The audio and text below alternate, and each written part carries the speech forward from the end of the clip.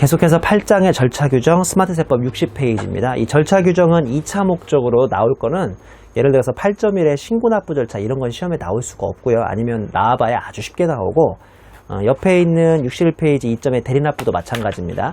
주로 이 부분에서는 가산세가 시험에 나옵니다. 일단 62페이지 8.2의 환급 및 결정 경정인데 이것도 2차 토픽은 아닌 것 같지만 그래도 좀 중요성은 있으니까 일단 1점의 환급을 잠깐 좀 설명드리자면 부가세 환급은 크게 두 가지가 있는 거 아시죠? 양가로 1번은 일반 환급, 조기 환급 두 가지가 있는데 가운데서로 보시면 일반 환급이라고 해서 매입세액이 매출세액을 초과하는 등 납부세액이 음수인 경우를 말 그대로 환급이라고 하고요. 환급 단위는 각 과세기간 단위이기 때문에 예정신고기간에는 일반 환급은 불가능하다는 거 기억하셔야 하고요. 신고기한은 확정신고기간 종료일부터 25일 이내, 그 다음에 환급기간은 그로부터 다시 30일이어서 각각 8월 24일과 2월 24일까지 환급을 해주고 있죠. 여기 비해서 오른쪽 세로의 조기 환급은요. 특히 두 가지 케이스는 암기를 하셔야죠. 첫 번째 영세율 적용, 두 번째 사업설비의 신설취득 확장 증축 이 네 가지 사유는 그러니까 두 가지 사유는 기억을 하셔야 돼요. 환급 단위도 동그라미 1번 예정 확정신고 기간별 조기 환급이 있고 동그라미 2번 예정 확정신고 중 매월 또는 매 2월 단위로 환급을 할 수 있으니까 이론상 종기 환급은 매월 가능합니다. 매월. 그리고 이 기한은 조기 환급 기간 종료일부터 25일 이내고요. 환급 기한은 얘는 30일 이내였는데 이 조기 환급은 15일 이내로 또 빨리 환급을 해주죠. 자, 그 다음에 주 2번 보시면 제가 설명드린 거 지금 조기 환급을 매달 할 수 있다는 거 보여주고 있고요.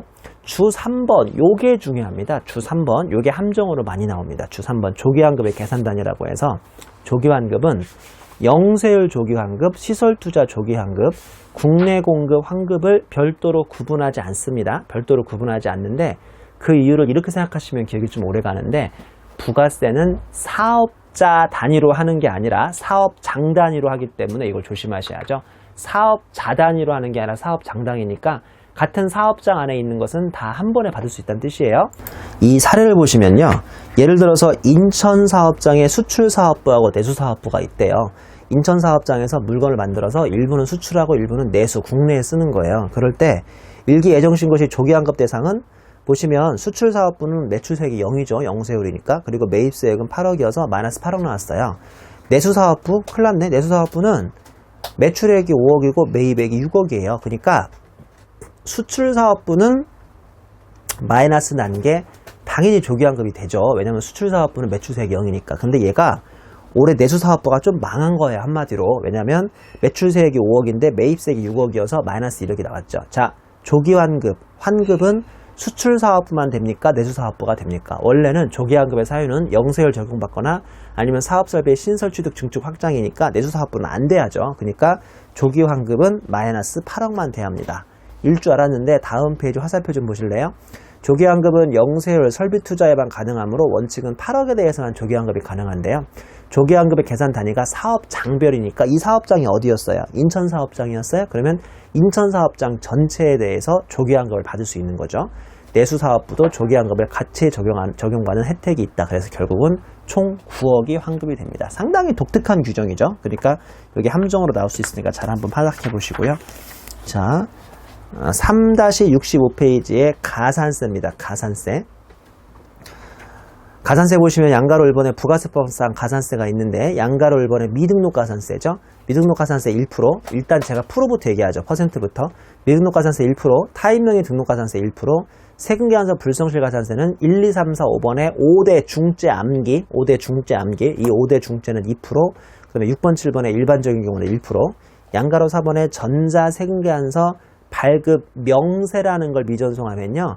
이거는 조금 죄질이 좀 너무 나쁘진 않죠. 그러니까 전자세금계산서를 발급을 했는데 그 명세서라는 거를 정수용을 안 했어요.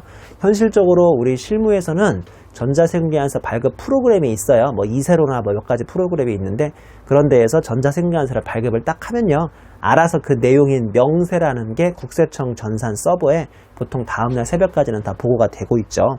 만약에 안 되면 이게 지연 전송이 0.1%, 미전송은 0.3%까지인데 현실적으로 출제 가능성은 상당히 낮습니다. 왜냐하면 이거는 전산으로 알아서 명세라는 게 다 국세청 서버에 보고되고 있기 때문이죠. 양가로 3번에 매출처별 생계사 합계표 불성실 가산세라고 해서 미제출하면 1%, 지연 제출하면 0.5%, 매입처별 생계사 합계표 불성실 가산세는 1%, 넘기면 현금 매출은 별로 중요하지 않고 다시 앞으로 오시죠. 자, 양가로 1번의 미등록 가산세는 뭐냐면요. 사업 개시일부터 20일 이내에 사업자 등록을 미신청하면 안 됩니다. 즉 2월 1일 날 개시했는데 3월 28일 날 등록 신청하면 2월 1일부터 그 등록 신청하기 전날까지인 3월 27일까지의 공급액의 1%를 가산세로 매기는데, 내가 이 참 자라나는 학생들한테 이런 말 하긴 뭐하지만 이거는 현실에서 별로 큰 문제가 없죠. 왜냐면 미등록 가산세는요, 잘 안 걸릴 뿐만 아니라 걸려봐야 사업 초기에 미등록했을 거 아니에요. 설마 사업한 지 막 5년 때까지 미등록했겠어요? 그러면 그 한 사업 초기에는 아시겠지만 매출액이 커요, 작아요? 거의 정상궤도가 아니기 때문에 매우 작죠. 그래서 이거 걸려봐야 실은 가산세는 많이 안 나옵니다. 1%밖에 안 되니까요. 양가로 이번에 타인명의 등록 가산세인데, 얘는 미등록이 아니라 등록을 하긴 했어요. 근데 자기 이름으로 했어요? 남의 엄한 이름으로 했어요? 남의 엄한 이름 하다 걸리면 1% 가산세입니다. 양가로 3번에 세금계산서 불성실 가산세의 동그라미 1, 2, 3, 4, 5번은 반드시 암기하셔야 돼요. 동그라미 1번은 세금계산서를 미발급하는 거예요. 그러니까 물건을 팔고요, 내가 세금계산서 발급하면 내 과표가 노출될까봐 일부러 발급을 안 합니다. 이거는 중죄여서 2%예요. 동그라미 2번 재화 용액의 공급도 없으면서 세금계산서를 주고받는 경우죠. 그러니까 물건을 팔고 세금계산서를 발급을 해야 하는데 물건 팔지도 않고 세금계산서를 끊어주는 거예요. 그러면 상대방이 그거 가지고 매입세 공제를 받을 수 있잖아요. 서로 둘이 짜고 쳤나 보죠. 동그라미 2번은 발급한 사람, 동그라미 3번은 그걸 발급 받아간 사람. 즉 2번, 3번은 세트예요, 세트. 이게 2% 중죄고요.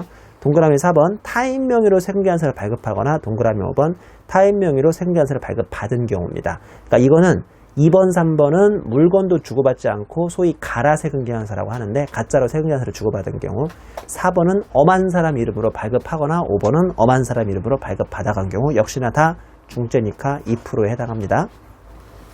동그라미 6번 공급 발급 시기를 경과하고 공급 시기가 속하는 과세기간 이내에만 발급하면 이걸 소위 지연발급이라고 하죠. 아까 배웠던 지연제출 아니라니까요. 지연제출은 그 당시에 제대로 발급하고 국세청에다가 이거 합계표라는 거, 세금계산서 합계표라는 거에 그 금액을 신고를 했어야 하는데 신고 안 하는 게 지연제출이고요. 얘는 지연발급이에요. 얘는 조금 안 좋은 거예요. 그러니까 4월 달에 팔았는데 4월 달에 세금계산서를 발급을 안 해요. 5월, 6월 안에만 발급하면 1%예요. 근데 5월, 6월이 아니라 아예 길을 달리해서 7월, 8월, 9월에 발급하면 이거는 지연발급이라고 하지 않습니다. 다시 학생들이 이거 많이 헷갈려 하는데 4월 달에 물건을 팔았으면 4월에 당연히 발급을 해야 하는데 5월, 6월까지만 발급해도 같은 기한에 들어오잖아요. 그럼 이건 지연발급이라고 해서 1%예요.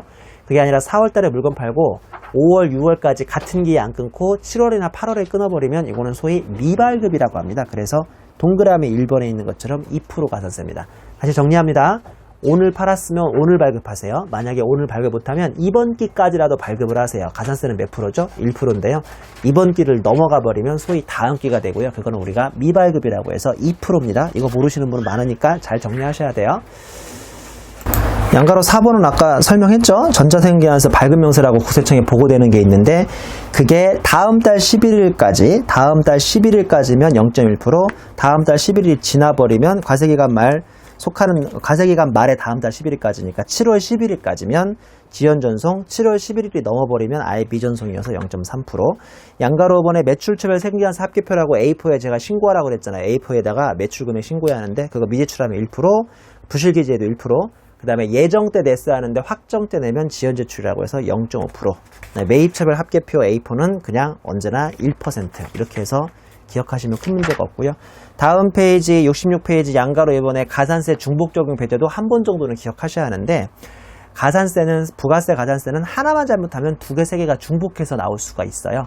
예를 들어볼까요? 아까 세금계산서를 아예 미발급합니다. 내가 발급하면 내 과표가 노출될까봐 세금계산서를 아예 미발급하다 걸려요. 자, 이건 중죄니까 몇 프로 가산세죠? 2% 가산세인데 그 1억짜리 한 건을 미발급하면 그 1억짜리 내역을 세금계산서 합계표 안에다가 올릴 수 있었겠어요? 없었겠어요? 당연히 없었겠죠? 그러니까 미발급하면 미발급 2%도 받고 세금계산서 합계표 A4 합계표에 올릴 수 없었다고 다시 1%를 발급하면 전형적인 1%를 부과하면 전형적인 이중부가가 되기 때문에 이런 경우는 중복 적용을 배제하는 건데 그게 바로 반가로 2번에 써있죠.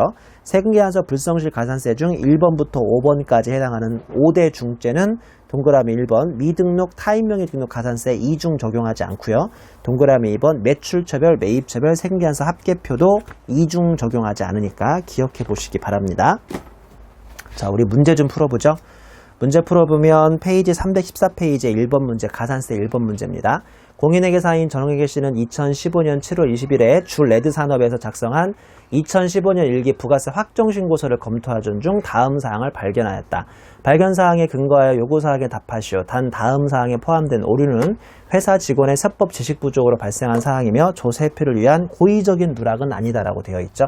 우리 부가세 말고요. 국세개본법에 따르면 고의적인 부정이라든지 이런 경우는 가산세가 더 커지니까 뭐 그런 경우는 고민하지 말란 뜻입니다. 1번 2015년 3월 31일에 상품을 인도하고 대금은 3월 말일부터 10개월간 매월 말에 부가세를 포함해서 1,100만원씩 총 1억 천을 받기로 하였다. 근데 회사는 이거에 대해서 3월 31일에 공급가액 1,000만원, 매출세액 100만원의 전자세금계산을 발행하고 국세청장에게 정송했으며 2015년 4월 25일 날 예정신고를 하면서 동매출세액을 신고납부하였다 하면 안 되죠. 이거 단기할부 판매입니다. 그러니까 한 번에 1억을 다 잡았어야 하고, 즉 한 번에 1,000만원 다 잡았어야 하는데 100만원 밖에 신고 안 했으니까 900만원이 누락이네요. 1번 매출세액 누락입니다. 그 다음에 2번 보시면 회사는 2014년 12월 20일에 공급가액 2천만원의 상품을 인도받았고 2015년 1월 28일에 부가세를 포함해서 2,200만원을 지급하면서 2015년 1기 28일에 세금계산서를 발급받았다. 회사는 매입세액 200만원을 2015년 1기 예정신고 시 신고하고 공제받았다. 아니죠. 이거 지난기 거예요. 지난기 거니까 매입세액으로 200만원인가요? 200만원은 오히려 차감하셔야 돼요. 매입세액 차감입니다. 매입세액에서 차감. 이거 지난기 거니까. 3번 보시면 회사는 2015년 1월 20일에 공급가액 3천만원의 상품을 인도받았고 2015년 2월 25일에는 부가세를 곱해서 3,300만원을 지급하면서 2015년 2월 25일자 세금계산서를 발급받았다. 회사는 해당 매입세액 300만원을 2015년 1기 예정신고 시 신고하고 공제받았다고 했는데요.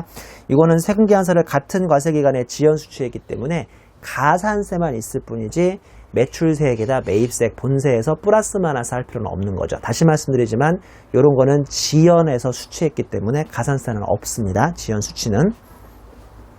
물음 2번 2015년 7월 25일 날 1기 확정신고를 하면서 위의 발견사항에 대해서 수정신고하고 자진납부한다면 가산세는 얼마인가? 단 가산세별로 구분하여 다음 답안 양식에 따라서 작성하시오 라고 되어 있죠. 자, 일단 가산세 종류부터 보시면 첫 번째 미발급 가산세가 있습니다. 미발급 가산세가 있는데요. 이 미발급 가산세는 아까 금액이 9천만원의 중죄 2%여서 금액이 좀 세네요. 180만원이고요. 두 번째는 지연수취 가산세가 있죠. 아까 지연수취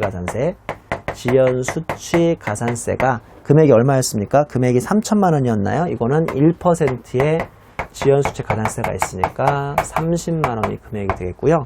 그 다음에 과소신고 가산세가 있겠죠. 왜냐면 아까 금액이 900만원하고 200만원이 있으니까요. 과소신고. 이거는 국기법입니다. 국기법. 900만원하고 엄한 매입세 공제 200만원까지 해서 곱하기 10%의 1 빼기 50%인가요? 왜냐면 날짜 자체가 7월 25일 날이니까요. 그나마 50%가 감면받을 수 있는 그런 규정을 만족했고요. 당연히 과소신고가 오면 납부불성실이 따라오겠죠. 납부불성실은 금액 이거 두 개 1,100만원 1,100만원에 4월 25일부터 7월 25일까지죠. 그러면 91일 그 다음에 하루당 0.03%씩 하면 금액이 300이 돼서요. 전체 가산세 합계는 2950300이 됩니다.